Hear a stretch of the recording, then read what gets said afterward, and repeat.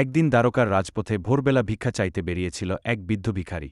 তার গায়ে ছেঁড়া কাপড়, চোখে ক্লান্তি, আর মুখে একটাই কথা, হে ভগবান, আজ যেন একটু দয়া করো।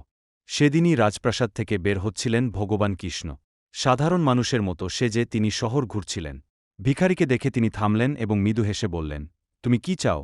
ভিখারি বলল, আমি খুব গরিব, আমাকে কিছু দান করুন। তখন কৃষ্ণ বললেন, আমি দেব, কিন্তু আগে তুমি আমাকে কিছু দাও। ভিখারি অবাক হয়ে গেল। তার থলিতে ছিল মাত্র এক মুঠো চাল। অনেক দ্বিধা নিয়ে সে এক চিমটি চাল কৃষ্ণের হাতে দিল।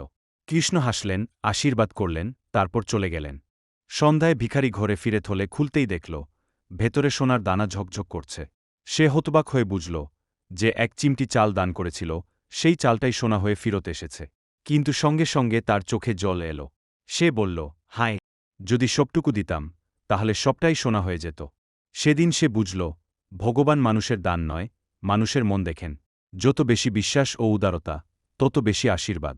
ভিডিওটি ভালো লেগে থাকলে অবশ্যই লাইক, কমেন্ট ও শেয়ার করবেন আর প্রেমের সাথে লিখুন জয় গোপীনাথ।